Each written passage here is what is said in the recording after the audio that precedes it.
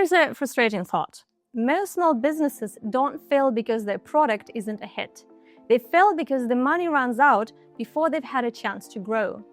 Balancing spend is critical, especially in the early days, and marketing is often where the guesswork begins. Spend too little and customers never find you. Spend too much and you drain your cash. In this video, we will work out how much your small business should actually spend on marketing and how to calculate the Goldilocks number that supports your business growth. Hey there, I'm Svetlana from Puri, and we make digital marketing simple for small businesses. The easiest way to start is with the number you already have, your revenue. Canada's Small Business Development Bank suggests 2 to 5% of revenue for B2B businesses with a longer sales process. For B2C service businesses, the ones most of you run, it's 5 to 10%. If you've been around a while with regular bookings and a decent base of loyal customers, stick with 5 to 8%. If you're newer and still scrambling to build your online presence, you're probably looking at 8 to 12%. Treat these as a starting point. Adjust them to fit your actual business. Now let's take it one level deeper.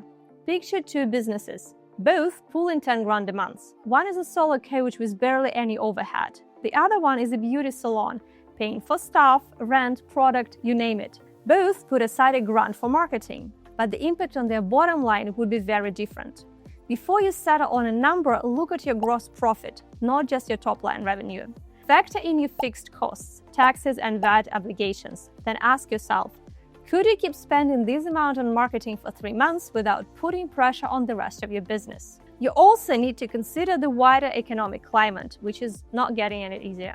According to the Federation of Small Business, nearly 90% of small UK businesses are facing higher operating costs than a year ago, while more than half have seen their revenue fall. To stay on the safe side, cover the essentials first: tax, payroll, rent, and other unavoidable costs. You can use what remains to experiment with marketing. Some tests will pay off, others won't, and you need to be comfortable with the possibility that you may not get that money back. Later in the video, we will look at what is worth spending money on and what isn't.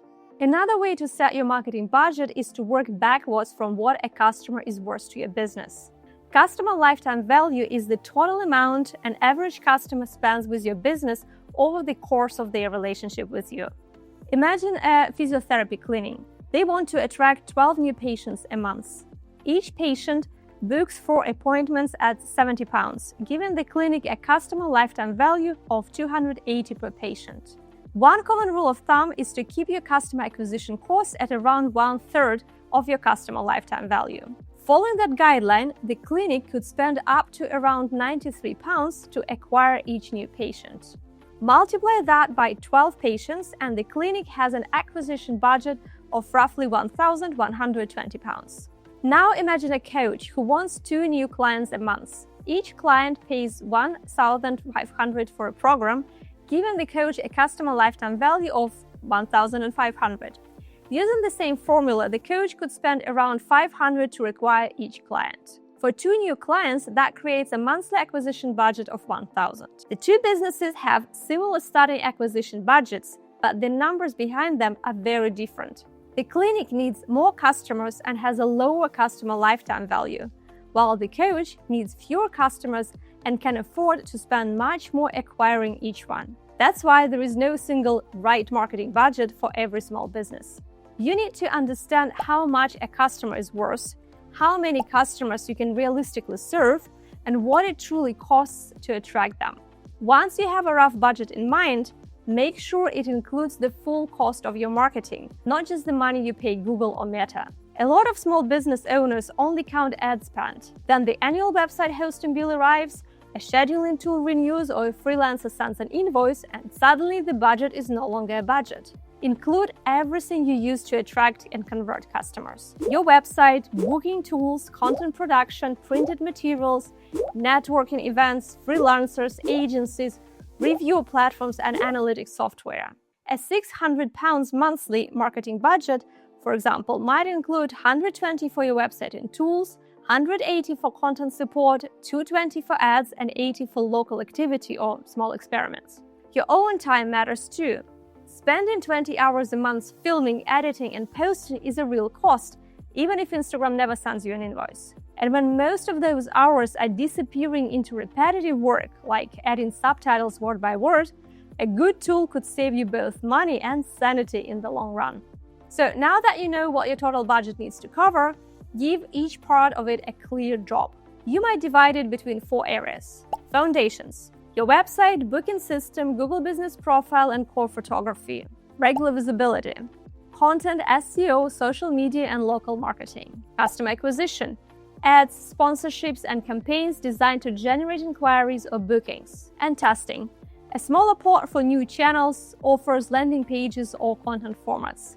A useful starting point is the 70-20-10 split.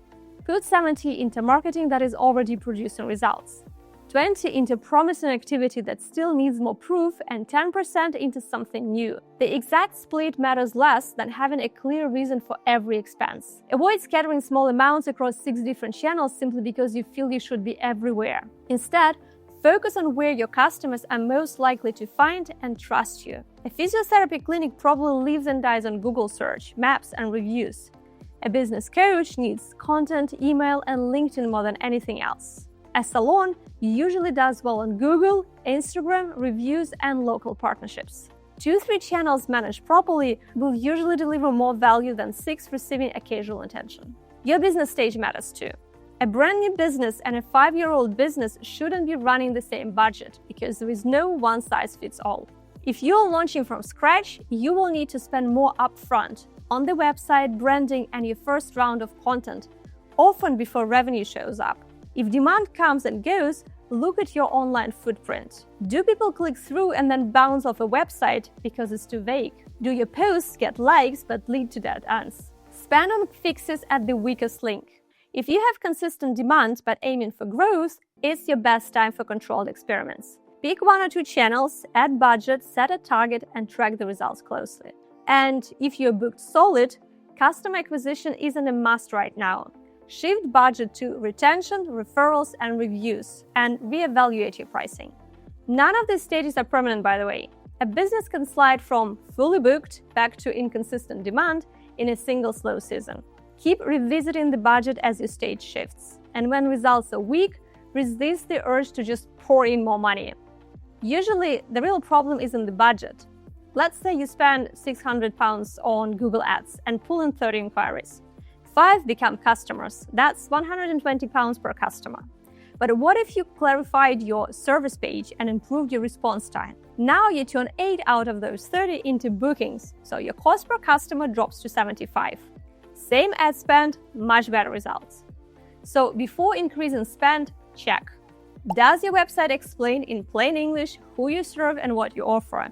Do your reviews answer the questions people have? Is booking process easy and straightforward? Patch up the leaks, then see if you need more water. Finally, once you've picked your number, commit. Set a 90-day runway. Decide what you will spend each month, where it goes, what you want each channel to actually deliver, and how you will measure it. Track what matters: your spend, qualified leads, new customers, cost per lead, and acquisition cost.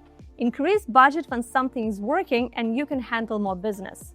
Dial it back if costs jump or conversions drop. Adjust in small steps, because big swings just make it harder to tell what actually caused the change. And if you want to make sure nothing falls through the cracks, sign up for Puri to get a marketing plan tailored to your small business, practical weekly action steps, and fresh content ideas every month, so you always know what to focus on and what to do next. If you found this helpful, give us a thumbs up and hit subscribe for more marketing tips from Puri.